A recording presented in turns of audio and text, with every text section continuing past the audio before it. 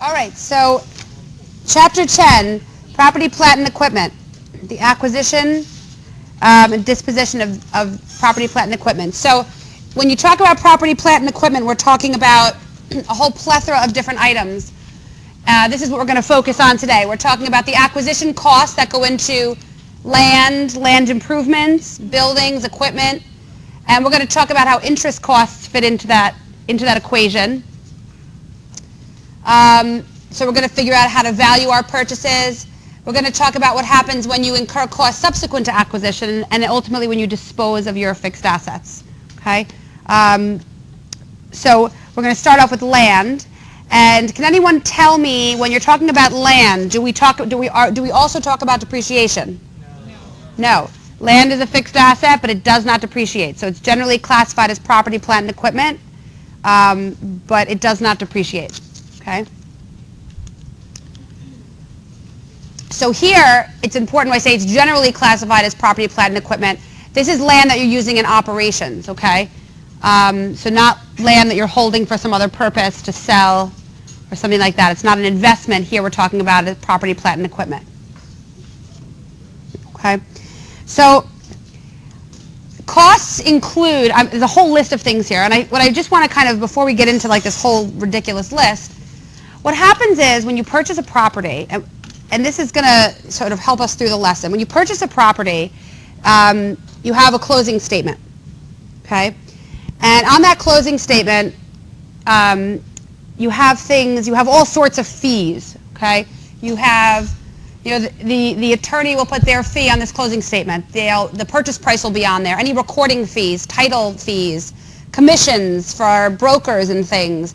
Sometimes you buy a property and you buy it on the 15th of the month, and there are taxes due on the 30th, but you only owe it for 15 days. So the amount of taxes are, that you will owe related to the property, or that they owe, or that the seller owes you, because you're going to have to pay the full taxes at the end of the month. That's all factored into the sale. Okay. So this happens whether or not you buy a commercial property or a residential property.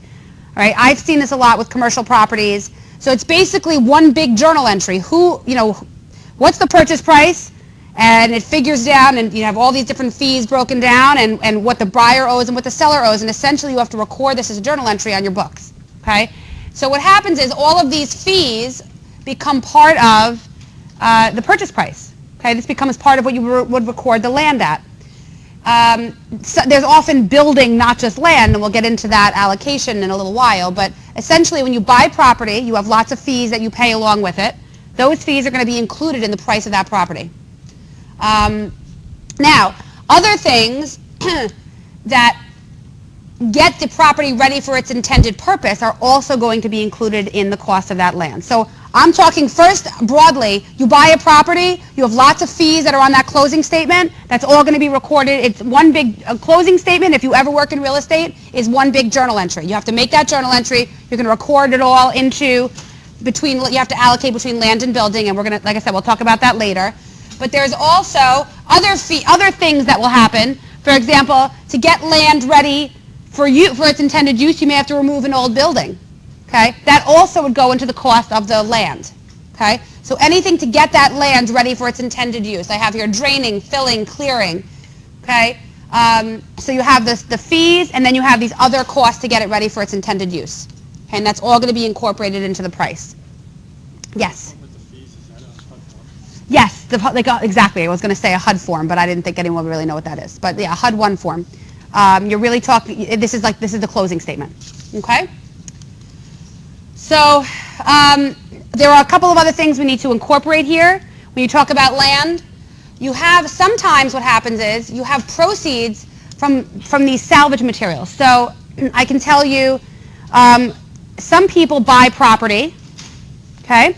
And they buy it for the stuff that's inside. Like some people sell property and it has, like copper piping. You ever hear like people stealing copper piping and things like that?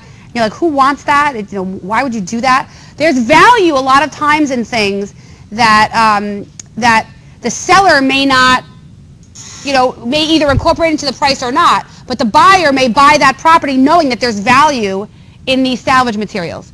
Okay, so they might buy a property, a buyer might buy a property and be able to sell materials that are inside that that property. So the proceeds from that sale will reduce the price of the land. Okay, if there are salvage materials. Okay, so there are things that add to it and there are things that reduce the price. If you make permanent improvements to the land, then those are also going to add to the price of what the value of the land is that you're going to record it at.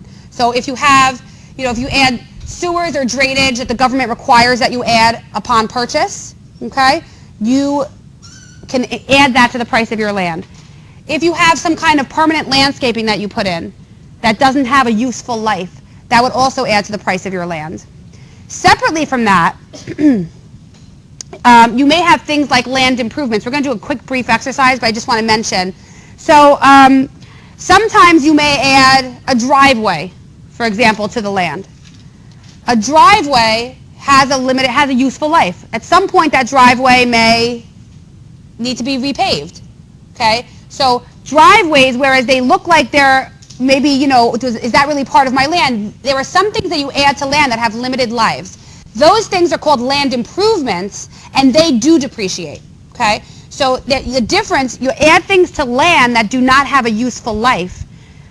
If there's some improvement that you make to your land that actually does have a limited life, you have to put that as a land improvement and depreciate it accordingly.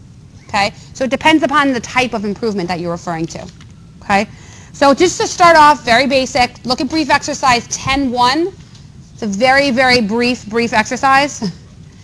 So we're looking at what goes into the price of land. Brief exercise 10.1.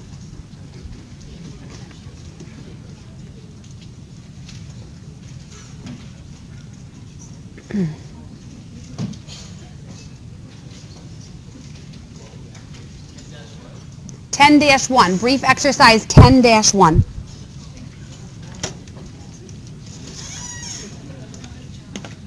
Okay.